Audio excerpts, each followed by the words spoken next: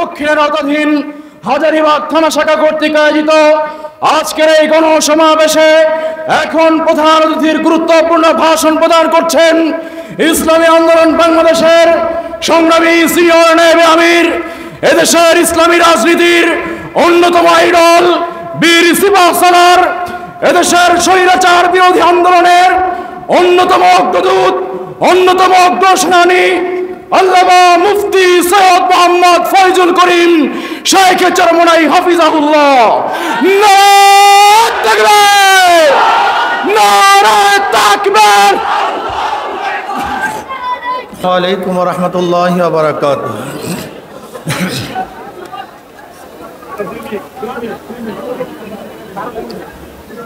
নাহমাদু ওয়া নুসাল্লি আলা রাসূলিহিল কারীম। আম্মা বা'দ। ফাআউযু বিল্লাহি মিনাশ শাইতানির রাজীম। বিসমিল্লাহির রহমানির রহিম। ওয়া তিলকাল আইয়ামু নুদাবিলুহা বাইনান নাস। সাদাকাল্লাহুল আলিয়্যুল আযীম। সবাই পড়ি সাল্লাল্লাহু আলাইহি ওয়াসাল্লাম। ইসলামী আন্দোলন বাংলাদেশ হাজারীবাগ থানা শাখা কর্তৃক আয়োজিত আজকে গণসমাবেশের সম্মানিত সভাপতি, কেন্দ্রীয় নেতৃবৃন্দ, সকল স্তরের জনগণ ভাইয়ের আমার, ইসলামী আন্দোলন বাংলাদেশ কি ও কেন আমরা অনেকেই জানি, অনেকেই জানি না। যারা জানি তাদের উচিত অন্যকে জানানো, আর যারা জানি না তাদের উচিত জানা। ইসলামী আন্দোলন বাংলাদেশ প্রচলিত কোনো রাজনৈতিক দলের নাম নয়। ইসলামী আন্দোলন বাংলাদেশ বিশ্বাস করে শুধু দেশ, দল এবং নেতা পরিবর্তনের মাধ্যমেই শান্তি আসতে পারে না, মানুষ মুক্তি পেতে পারে না। এদেশ বারবার পরিবর্তন হয়েছে। এক সময় ছিল ব্রিটিশ, তাদের বিরুদ্ধে আন্দোলন করে পরিবর্তন করেছিলাম। 100 সালে ভারত, পরিবর্তন করে পাকিস্তান করেছিলাম। এক সময় ছিল পাকিস্তান, পরিবর্তন করে বাংলাদেশ করেছি। দেশ পরিবর্তন হয়েছে, মানুষের ভাগ্যের পরিবর্তন হয়নি। এক সময় মুসলিম লীগ শাসন করেছে, এরপর আওয়ামী লীগ শাসন করেছে, করেছে বিএনপি, জাতীয় পার্টি শাসন, জোট সরকারের শাসন দেখেছি, বহু দলের শাসন দেখেছি, কিন্তু মানুষের ভাগ্যের পরিবর্তন দেখি নাই।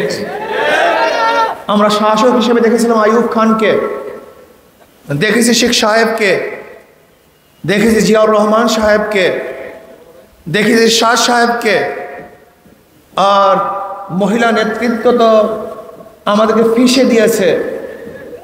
এত কিছু দেখার পরও মানুষের ভাগ্যের পরিবর্তন হয় নাই। এই ইসলামী আন্দোলন বাংলাদেশ বিশ্বাস করে শুধু দেশ, দল, ব্যক্তির পরিবর্তনের মাধ্যমেই মানুষের শান্তি আসতে পারে না, যতক্ষণ পর্যন্ত নীতি ও আদর্শে পরিবর্তন না হবে। এই জন্য নীতি ও আদর্শে পরিবর্তন চাই। আমরা বারবার কেন আন্দোলন করেছিলাম? বৈষম্য দূর করার জন্য। বৈষম্য থাকবে না, সাম্য, মানবিক মর্যাদা, সামাজিক ন্যায় বিচার প্রতিষ্ঠিত হবে। গরিব তার অধিকার ফিরে পাবে, শ্রমিক পাবে তার ন্যায্য অধিকার, কৃষক পাবে তার সমস্ত ফসলের অধিকার, ন্যায্য অধিকারে বিক্রি করবে, ন্যায্য মূল্যে বিক্রি করবে।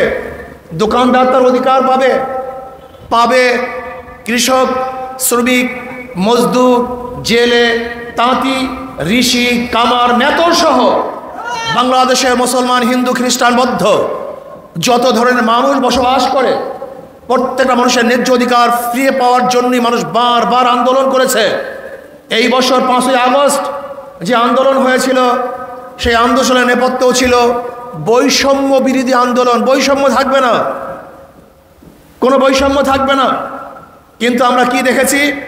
5ই আগস্টের পরে আবারও খুন, জুলুম, অত্যাচার, অবিচার, মিথ্যা মামলা, হয়রানি, নিপীড়ন, দখলদারি, এগুলি দেখার জন্য মানুষ 5ই আগস্ট জীবন দেয় নাই, রক্ত দেয় নাই, আন্দোলন করে নাই। মানুষ স্বাধীনভাবে হাঁটবে, মুক্ত আকাশে ঘুরবে, মানুষ স্বাধীনভাবে কথা বলবে, মানুষ স্বাধীনভাবে ব্যবসা করবে, বাণিজ্য করবে, চলাফেরা করবে, মানুষ তার অধিকার নিয়ে রাস্তায় বের হবে।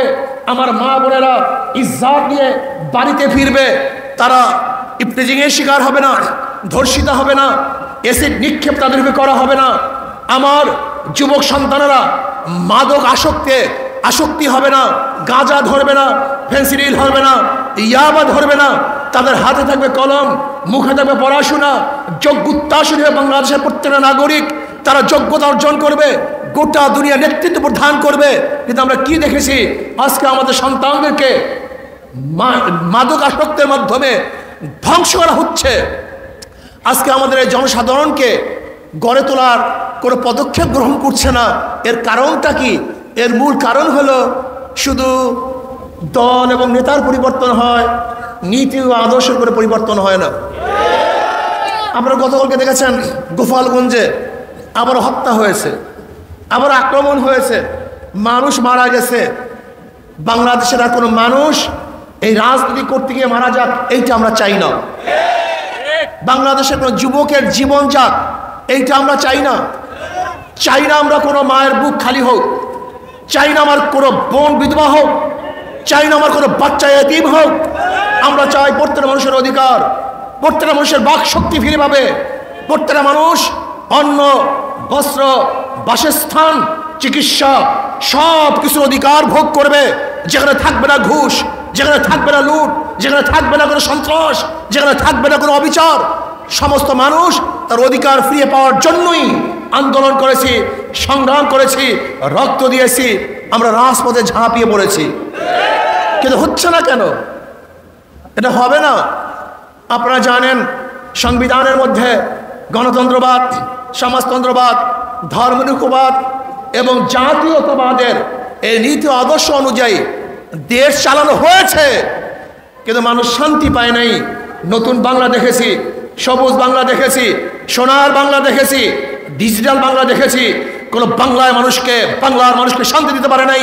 এবার একটা বাংলা দেখতে চাই, সেই বাংলা হবে ইসলামী বাংলা, সেই বাংলা হবে ইসলামী বাংলা। ইসলামী বাংলা কি হবে? ফায়দা কি, লাভ কি?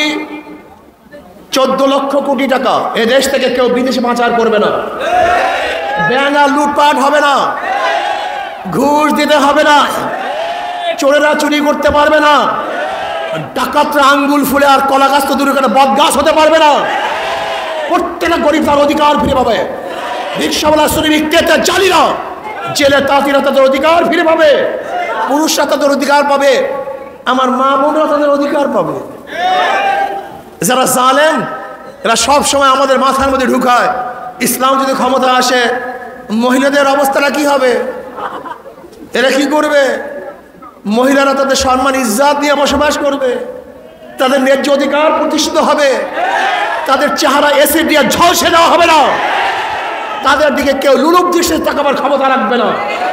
ধর্ষণ তো দূরের কথা, ধর্ষণ করে তোমরা সেঞ্চুরি পালন করো, এই সেঞ্চুরি আর পালন করতে পারবে না, আমাদের মা বোনদেরকে হত্যা করতে পারবে না।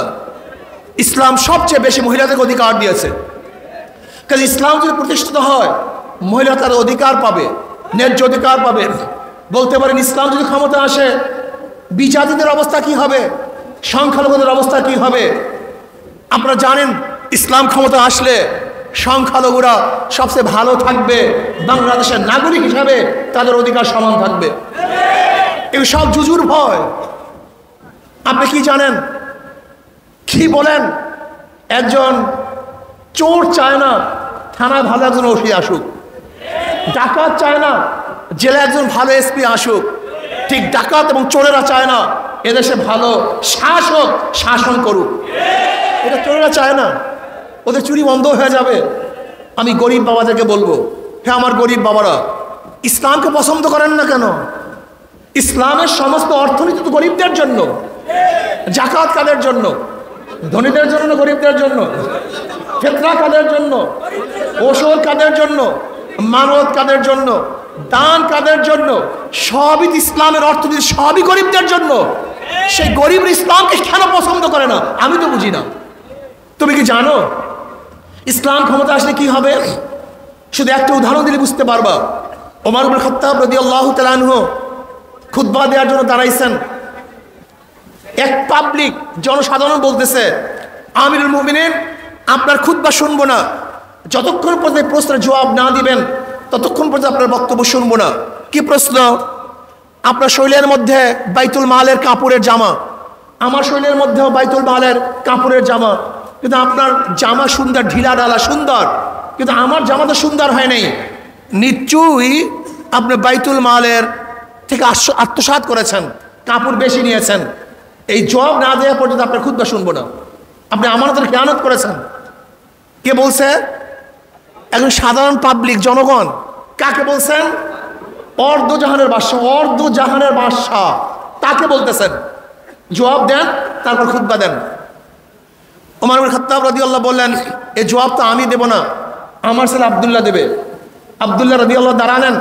তিনি বললেন, আমার বাবা আমানতের খেয়ানত করে নাই, বাইতুল মালের মাল চুরি করে নাই, বরং আমিও একটা কাপড় পেয়েছিলাম, আমার বাবাও কাপড় পেয়েছিল, কিন্তু আমি দেখেছি আমিও যদি কাপড় দিয়ে জামা বানাই, বাবাও যদি বানান, একজনের জামা সুন্দর হবে না। এই জন্য আমার কাপড়টা আমার বাবাকে হাদিয়া হিসেবে দিয়েছি। এবার খুতবা দেন। এই হলো ইসলামিক কান্ট্রির প্রাইম মিনিস্টারের অবস্থা, প্রেসিডেন্টের অবস্থা। আর আমাদের বাংলাদেশের প্রাইম মিনিস্টারের অবস্থাটা কি? প্রাইম মিনিস্টার নিজেই বলেন, আমার পিয়ন 400 কোটি টাকার মালিক, আমার পিয়ন হেলিকপ্টারে ঘোরে। এই টাকা কার? এই টাকাগুলি কার? বেয়াকুব মানুষ, নির্বোধ মানুষ, জ্ঞানহীন মানুষ আজকে তোমার টাকা চুরি করে, লুট করে, ডাকাতি করে, বিদেশে পাচার করে, আর তুমি তা বাধা দাও না। তোমার চেয়ে বড় জ্ঞানহীন, তোমার চেয়ে বড় বোকা দুনিয়াতে থাকতে পারে না। চোরের মাধ্যমে চুরি বন্ধ করা যায় না, ডাকাতের মাধ্যমে ডাকাতি বন্ধ করা যায় না, সন্ত্রাসের মাধ্যমে সন্ত্রাস বন্ধ করা যায় না, দুর্নীতির মাধ্যমে দুর্নীতি বন্ধ করা যায় না। এর জন্য আসুন দুর্নীতি মুক্ত, চাঁদা মুক্ত, আল্লাহকে ভয় করে এমন মানুষকে ক্ষমতায় বসাবার আগ পর্যন্ত এদেশে শান্তি আসতে পারে না, শান্তি আসবে না। এর জন্য জনগণকে বলবো, যে যেখানে আসেন না কেন, জনগণ ঐক্য হন, জনগণ ঐক্য হন। আজকে থেকে নিয়াত করেন, যেই দলের মধ্যে সন্ত্রাস আছে, যেই দলের মধ্যে ডাকাত আছে, যেই দলের মধ্যে ধর্ষক আছে, যেই দলের মধ্যে অন্যায়কারী আছে, লুটপাটকারী আছে, ওদেরকে আর ক্ষমতায় নেব না, ওদের দল করব না, ওদেরকে ভোট দেব না। জনগণ ঐক্য হন, জনগণ ঐক্য হন। আপনার প্রশ্ন তুলুন, লিডার আপনার পাশে খুনি কেন? লিডার আপনার পাশে ডাকাত কেন? লিডার আপনার পাশে অবৈধ অস্ত্র চোরাচালানি যে করে সে কেন? যদি এইভাবে যেই দলের মধ্যে খুনি আছে, লুটেরা আছে, দুর্নীতিবাজ আছে, ওই দলকে যদি বয়কট করেন জনগণ, তাহলে ওরা কোনো অবস্থাতেই আমাদের মাল আর ডাকাতি করতে পারবে না, চুরি করতে পারবে না। আজকে তাদের শপথ গ্রহণ করেন, যারা চোর, ডাকাত, দুর্নীতিবাজ, এদের দল করব না, এদেরকে ভোট দেব না, এদের সাপোর্ট করব না। রাজি আছেন ইনশাআল্লাহ? নারায়ে তাকবীর। জনগণ ঐক্য হন, জনগণ ঐক্য হন। যদি জনগণ ঐক্য হতে পারেন, তাহলে ইনশাআল্লাহ এদেশের মানুষ শান্তি পাবে, এই ভূখণ্ড রক্ষা হবে, এদেশের প্রত্যেক মানুষের অধিকার ফিরে পাবে। আসুন আমরা সবাই ঐক্যবদ্ধভাবে ইসলামী হুকুমত কায়েম করার জন্য ইসলামী আন্দোলন অংশগ্রহণ করি। আর একটা কথা বলি, আমি শেষ করব। অনেক ভালো লোক, অনেক ভদ্রলোক, অনেক যোগ্য লোক রাজনীতি করে না, যেহেতু রাজনীতি পচা, গান্দা, ঘুরে দাঁড়া, খারাপ, এই কারণে ভালো লোকগুলি রাজনীতিতে অংশগ্রহণ করে না। আমি ওই সমস্ত বন্ধুদেরকে বলবো, আপনার মতো ভালো লোক অংশগ্রহণ না করার কারণেই ডাকাতরা এখানে অংশগ্রহণ করেছে, চোরেরা এখানে অংশগ্রহণ করেছে, ধর্ষকরা অংশগ্রহণ করেছে। যদি আপনি এখানে অংশগ্রহণ করেন, তাহলে ডাকাতরা এখানে আর রাজনীতি করতে পারবে না, ওই চরিত্রহীনেরা রাজনীতি করতে পারবে না। এর জন্য যে যেখানে আসেন না কেন ওই মণিমুক্তগুলিকে চাই, হীরকখণ্ডের মানুষগুলিকে চাই যারা আদর্শবান, যোগ্যতা সম্পন্ন, নীতিবান। তারা আসুন, ইসলামী আন্দোলনের পতাকা ঐক্যবদ্ধ হই, এদেশের মানুষের কল্যাণের জন্য আমার জীবনকে, আমার সময়কে, আমার মেধাকে, আমার অর্থকে উৎসর্গ করি। আল্লাহ আমাকে আমাদের সবাইকে কবুল করে নেন। আল্লাহ